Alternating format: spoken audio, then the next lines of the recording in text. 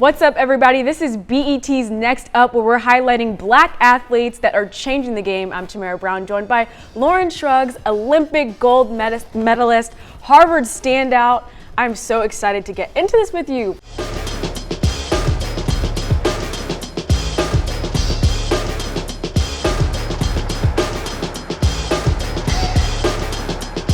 Fencing.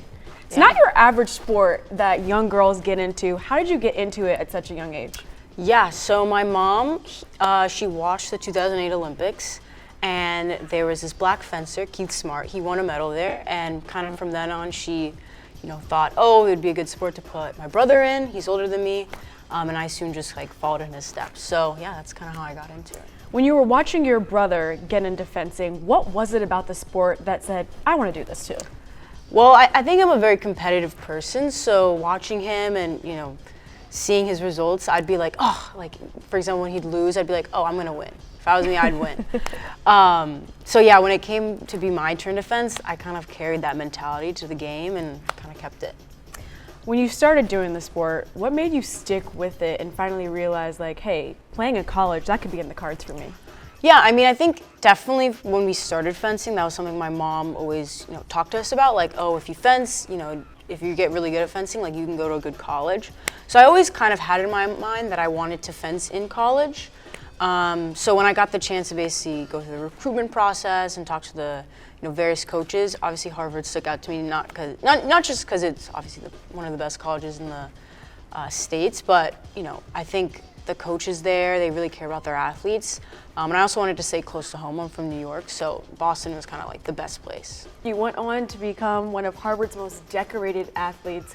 What do you remember most about that chapter? Yeah, I had a great time at Harvard. I think that, something that I'll take away from me for the rest of my life is just the feeling of being on a team and having everyone kind of work together for one common goal. I think, yes, you do it at the Olympics and whatnot, but something about college and that atmosphere was something very unique. So yeah, my team. Do you think a lot of that fencing that you had to do in the NCAAs prepared you for the Olympics? Definitely. 5 touches is super quick, and so it means you have to be ready right from the start. And so I think having that, intensity and practicing that so many times, I think really helped when I went to the Olympics, where, you obviously have to be on right from the start. And so, yeah, I think just the intensity and, the amount of bouts you fence, it just really preps you mentally to go to a tournament like that.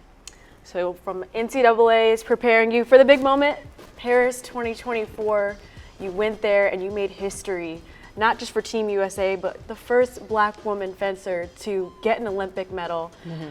For someone who hasn't played sports, like myself, what would you compare that moment to? Oof. Honestly, I can't compare it to anything. I think it was literally a one-in-a-lifetime moment for me. I don't think I'll ever have anything like that compare unless I win another one, but I don't think it would be the same because that was my first Olympics. So yeah, definitely a one-off moment for me, for sure. Okay. These lines kind of tell you where to start, and usually we'll be in on-guard position. So a ready position is kind of if you went face forward and then moved your front foot facing me and then made some distance between that and then bent your knees. Ooh. That's your ready position. Then you'd have a blade. So when the referee says start, basically you can do whatever you want. You can go forward, backwards. But usually to hit, we do something called a lunge, like this, and we try to hit you. So yeah, those are kind of the basics of how we fence, some of the rules, yeah. What is this called in your hands? So this is called a foil. Okay. So there's 3 different types of fencing. There's foil, épée, and saber, and they each kind of look different. So this one is the lightest of the 3, and usually the style associated with it is pretty fast. We're going up and down a lot versus the other ones. Saber is really fast, so it's ready fence, boom, something happens. Épée is the slowest, so because they can hit anywhere on the body, they take more time to prepare and things like that.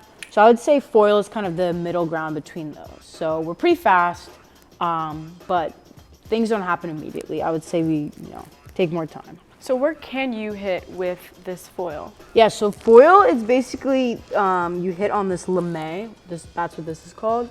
And it's this metal thing So anywhere on this is a target. So even like up here or Yeah. just here? Anywhere that this is covering is a target. Wow. Even the back. What type of training do you have to do to like be able to go up and down this foil, up and down this strip, and also focus on getting your foil on the target? Yeah, so it definitely takes a lot of hand-eye coordination. Like, I feel like now that I've been fencing for almost 15 years, probably more, this is like a second extension of my arm, basically. So that takes a lot of time to develop. You have to basically be able to tell that, you know, this is the end and this needs to reach the target. I feel like a lot of beginners kind of struggle with that. So definitely a lot of hand-eye coordination. And just getting used to the weapon and fencing. It's a very weird sport and it's not really natural. So just a lot of time. We do a lot of footwork, right? So our feet need to be pretty fast. We do a lot of footwork, sprint retreats, basically where you sprint up the strip and we go back. We do a lot of partner drills, right? Because it's a partner sport. So doing a lot of that. So yeah, all around, I would say 70% of my training time is just like practicing with another person, right? Just getting used to doing this weird sport and hitting the other person. Yeah.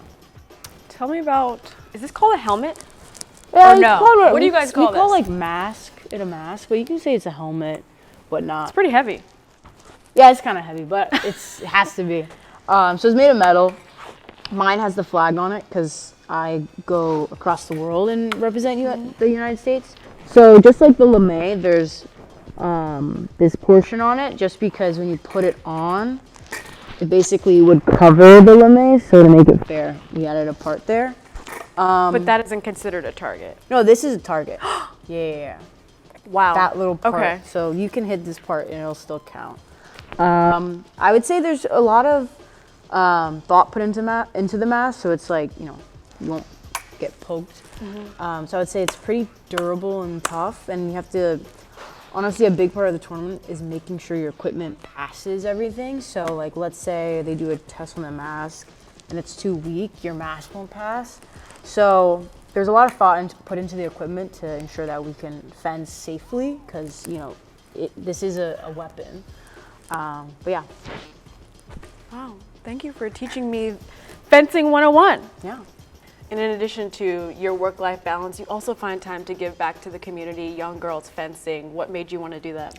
Yeah, so I'm currently working with the Peter Westbrook Foundation, and so we kind of show fencing to underserved communities in New York City. And so I think it's really important that when you're given a lot of great opportunities to try to give back to the community, just because, you know, it's a circle, right?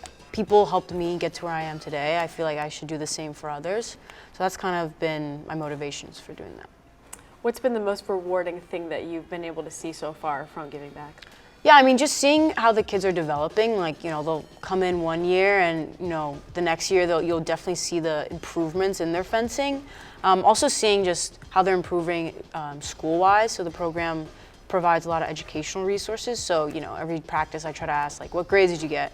They all say A's, which is great to hear. But yeah, seeing them develop, I think, is the most special part about that. Thank you, Lauren, for your time today and telling us all about how you were changing the game all the way at the Olympic level and with the young girls in fencing that are growing up, wanting to follow in your various footsteps. Yeah, thanks for having me. That's it for this week's edition of Next Up. For Lauren Scruggs and Tamara Brown, thank you so much for watching.